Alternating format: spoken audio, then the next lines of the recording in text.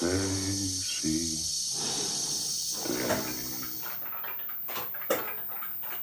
Hello, and welcome to International Time Machine's video about the early days of IBM. One of its key founders, a gentleman by the name of Harlow Bundy, has largely been forgotten throughout history.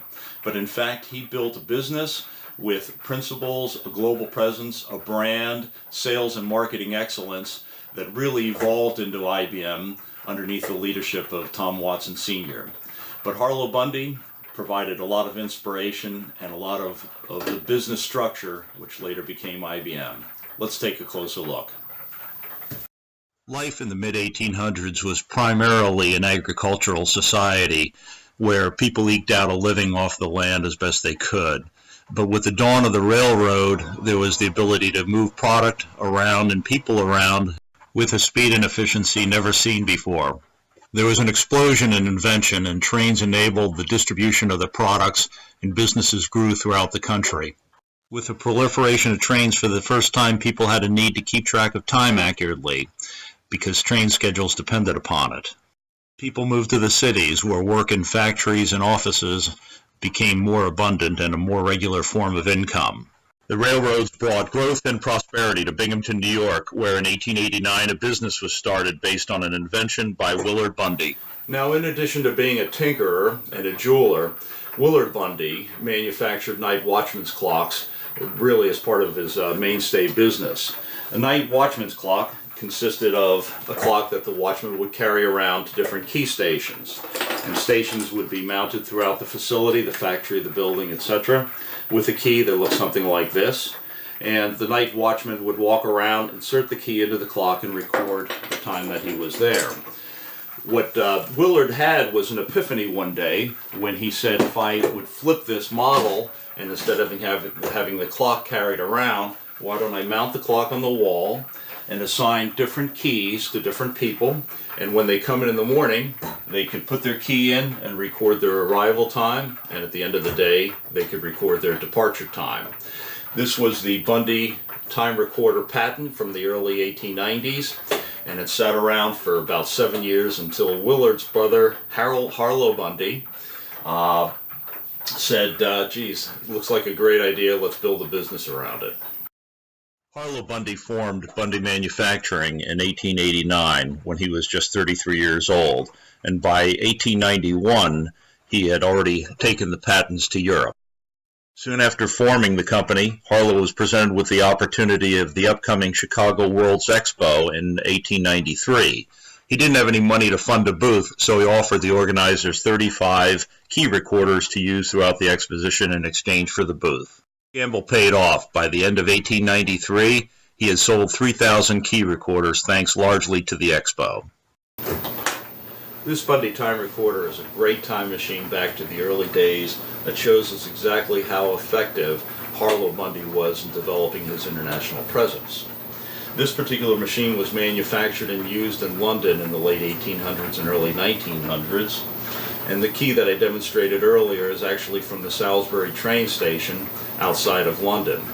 The Bundy key recorder was used extensively throughout the mass transit system throughout Great Britain.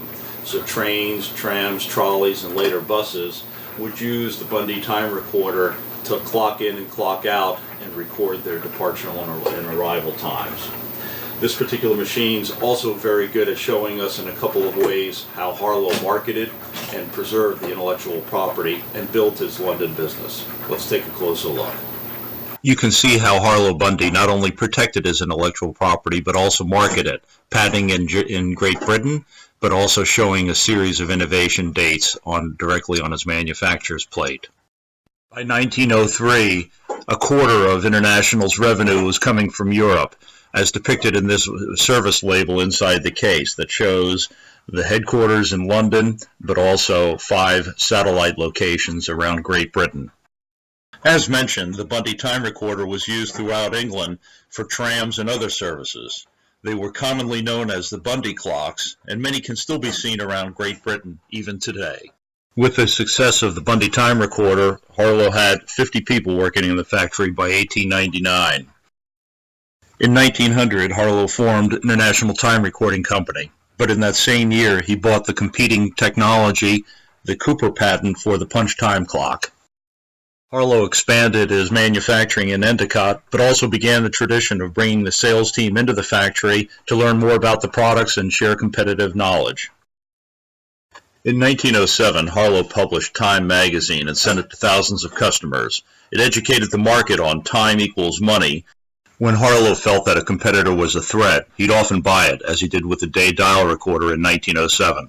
But it was the Cooper patent for the punch time clock that Harlow bought in 1900 that became the mainstay of their product line for decades to come. It truly transformed the industrial era. The early factory workers' daily routine, having them punch in and punch out. Harlow Bundy was very hands-on regarding his advertising and marketing, writing all of their brochures and catalogs. And as a throwback to the Chicago Expo, there was a permanent display of international products at the Atlantic City Boardwalk. Now, as mentioned, Willard Bundy used the watchman's clock as the inspiration for the Bundy time recorder. Ironically, 4 decades later, his brother's company, Harlow Bundy's company, International Time Recording, part of IBM, was manufacturing a watchman's clock as well under the International brand. So what goes around comes around. Harlow Bundy's business, which started out as the result of a night watchman's clock, continued to grow in factories in Endicott. The International Country Club, as well as a beautiful residence, demonstrated the success that Harlow Bundy had in building the company. So looking back at the roots of the International brand, we see that there are several milestones in the early decades of IBM. He built a global business in Germany and in London that was a considerable portion of their revenue. He maintained control of the intellectual property and bought out his competitors. And he led his sales team through the Chicago Expo right on through the publication of his magazine. So for 25 years before Tom Watson Sr. joined IBM, a thriving company had been developed by Harlow Bundy.